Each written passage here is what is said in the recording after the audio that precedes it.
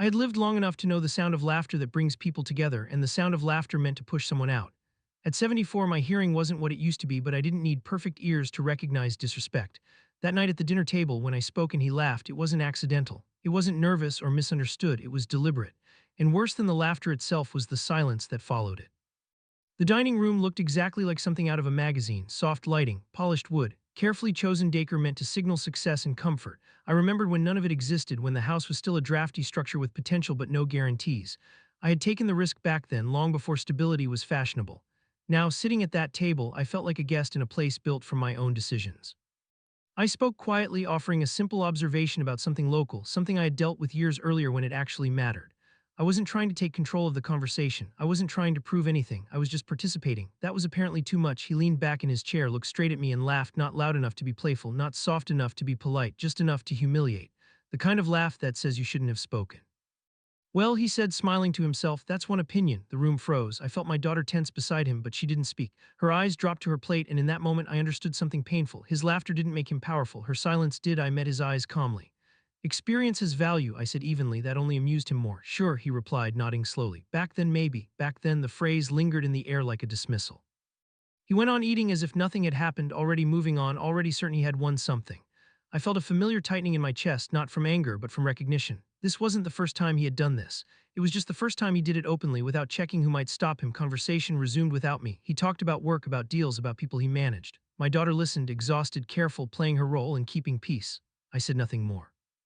There are moments when silence is not surrender, but strategy.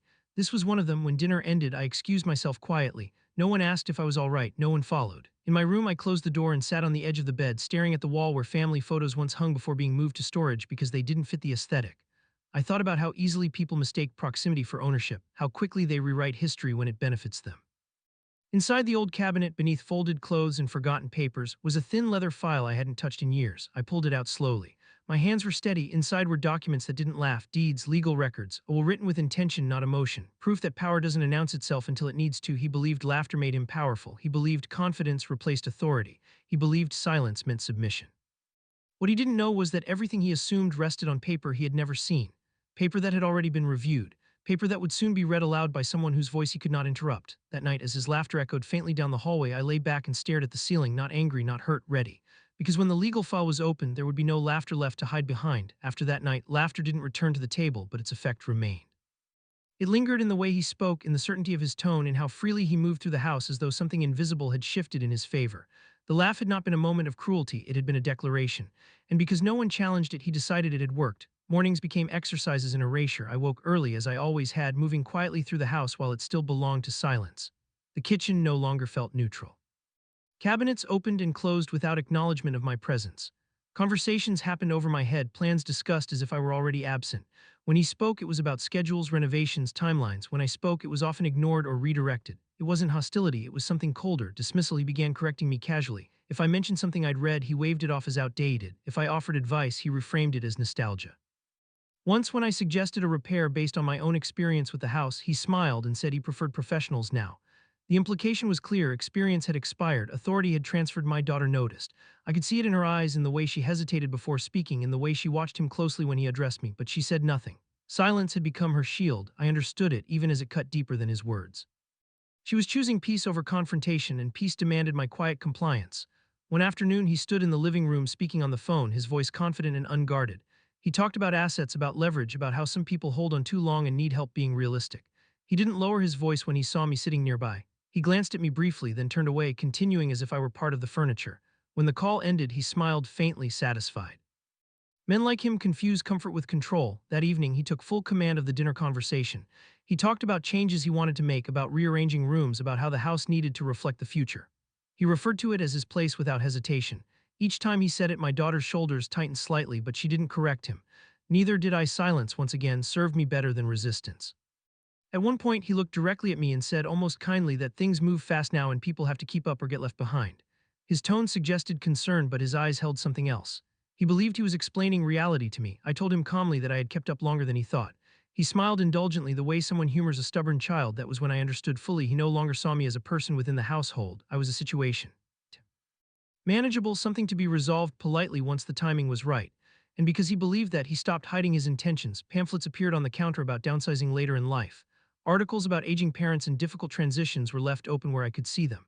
Comments about timelines slipped into conversation more often, framed as concern, never as command. He didn't say leave, he didn't have to. The message was layered, repeated, normalized. Late one night, my daughter finally spoke to me about it. Her voice was quiet, apologetic, heavy with exhaustion. She said he was worried about the future, about stability, about what made sense long term. She said he didn't mean to be disrespectful. She said she hoped I understood. I told her I did because explaining the truth felt heavier than carrying the hurt. Silence had become our shared language, though for very different reasons. That night, alone in my room, I opened the leather file again. I went through every document slowly, carefully, not with anger, but with precision. Ownership was clear. Intent was unmistakable. Control had never left my hands. Everything he relied on existed only because I had allowed it to. His confidence rested entirely on assumptions he had never bothered to confirm. The next morning, I made several quiet calls, professional, measured, conversations with people who knew exactly who I was and what I controlled. No one laughed. No one questioned my relevance. When I hung up, I felt grounded in a way I hadn't felt in months. Authority doesn't disappear, it waits. He believed the laugh had settled everything. He believed confidence was the same as power. He believed silence meant surrender. What he didn't know was that power doesn't argue, it documents. And the legal file he had never asked about was already moving closer to the moment when belief would be replaced by fact. By the time another week passed, his confidence no longer felt temporary. It had settled into the house like it belonged there, shaping routines, dictating tone, deciding who mattered. He moved through the rooms with the ease of a man who believed the ground beneath him was permanent. The laughter had done its work. In his mind, hierarchy had been established, and I had accepted my place by remaining quiet. He stopped acknowledging my presence unless necessary. When I entered a room, conversations didn't pause anymore. They simply continued without adjustment. If I spoke, he responded without looking at me or not at all. Even simple courtesies disappeared. Doors were closed without concern for where I was. Plans were made without explanation. It was not cruelty in the dramatic sense. It was something more effective. Erasure. The house began to change in small but deliberate ways. Furniture was rearranged. Shelves cleared. Personal items moved without asking. He talked openly about renovations, about how spaces needed to be modernized and optimized. Each change carried the same message. This was no longer shared territory. This was a project, and I was not part of its future design. One afternoon, he spread documents across the living room table, bills, statements, projections, and called me over with a casual gesture. He explained the numbers slowly, patiently, as though I had never managed finances in my life. He pointed out costs, increases, responsibilities, then concluded that it wasn't realistic for one person to carry everything alone forever. He framed it as concern, but his eyes told the truth. This was not about burden, it was about leverage. I listened without interrupting. When he finished, he waited, expecting discomfort or defense. Instead, I thanked him for explaining and told him I appreciated transparency. The response unsettled him. Calm has a way of disrupting people who rely on pressure. But he recovered quickly, mistaking restraint for agreement. That evening, my daughter avoided my eyes. She moved through the house quietly, her exhaustion impossible to hide. Later, she spoke to me in a low voice, apologizing without fully naming what she was apologizing for. She said he was trying to plan ahead, that he worried about stability, that he wanted things to be clear. She didn't say where I fit into that clarity. I told her I understood because sometimes the truth feels heavier than the hurt. That night, I sat alone in my room and opened the leather file again. I didn't rush. I read everything carefully, line by line, ownership, conditions, protections, the will, everything was intact. Everything was intentional. The power he thought he had taken had never been offered. He had built his confidence on proximity, not permission. The next morning, I made several calls, quiet ones, professional ones. The kind that don't announce themselves. On the other end of the line, I was addressed with respect and familiarity. No one questioned why I was calling now. No one doubted my authority. When I hung up, I felt steady, anchored, reminded of who I had always been. A few days later, he mentioned casually that a lawyer would be coming by soon to review some things. He said it like an afterthought, like a courtesy. My daughter looked surprised, then anxious. I said nothing. Silence once again served me better than explanation. That night, lying awake, I thought about how people like him mistake comfort for control. How they assume that because no one has stopped them, they must be right. He believed laughter made him powerful. He believed silence meant consent. He believed the house was already his. What he didn't realize was that control isn't claimed by confidence. It's confirmed by documentation. And the legal file he had never asked about was already positioned to end every assumption he had made. The lawyer arrived on a quiet afternoon, precisely on time, carrying a slim briefcase and the kind of calm that comes from dealing only in facts. There was no tension in his expression, no curiosity about family dynamics, no interest in emotions. He was there for documents, and documents do not care who laughs and who stays silent. My son-in-law welcomed him with an easy confidence, shaking his hand firmly, gesturing toward the living room as though he were hosting a meeting that would simply confirm what he already believed. We sat in the same room where I had been dismissed weeks earlier. Sunlight filtered through the windows, landing on the furniture he often referred to as proof of his success.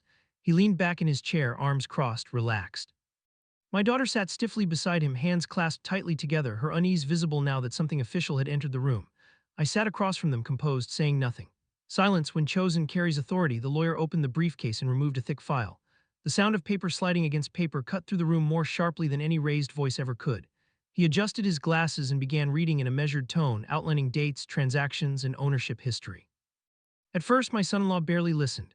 He glanced at his phone, then set it down when he realized the lawyer's tone did not match his expectations.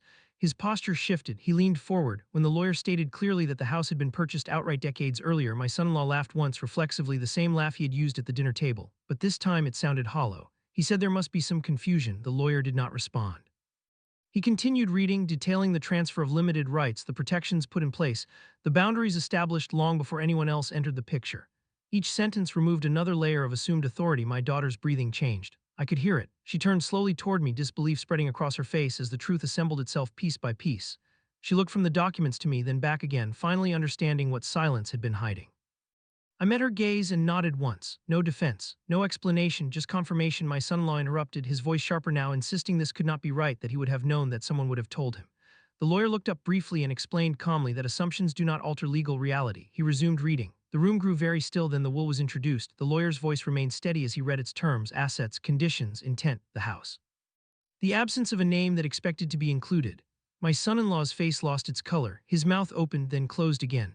For the first time since I had known him, he had no words prepared, no confidence to lean on, no laughter to hide behind. My daughter stood abruptly, her chair scraping the floor. She asked why I had never told her. I told her the truth, quietly, that I wanted her life to be built on respect, not leverage, and that I never imagined silence would be mistaken for permission. Her eyes filled not with anger, but with recognition. She saw the cost of her quiet for the first time. I stood then, not to dominate the room, but to reclaim it. I told him calmly that he had mistaken patience for weakness and proximity for ownership. I told him respect cannot be demanded from people you believe are beneath you. It is earned long before power is ever questioned. I did not raise my voice. I did not need to. Authority, once revealed, speaks without effort. The lawyer closed the file. The sound was final, unmistakable. In that moment, everything changed. Not the house, not the furniture, but the balance of power. The man who believed laughter made him powerful could no longer meet my eyes. And the silence that followed did not belong to him anymore. After the lawyer left, the house did not erupt into arguments or accusations. Instead, it fell into stillness so deep it felt deliberate. Papers had been gathered, the briefcase closed, the door shut softly behind him, yet the truth he left behind stayed planted in every corner of the room. No one rushed to speak. No one knew how. Reality had rearranged itself, and it demanded time to be absorbed. My son-in-law remained seated, his posture collapsed inward, hands resting uselessly on his knees. The confidence that once filled him had nowhere to stand anymore. He did not look at me. He stared at the floor, at the space where authority had once lived, as if searching for something he could still claim. There was no anger in him now, only the slow recognition that laughter had never been power. It had only been noise. My daughter stood near the window, arms folded tightly around herself.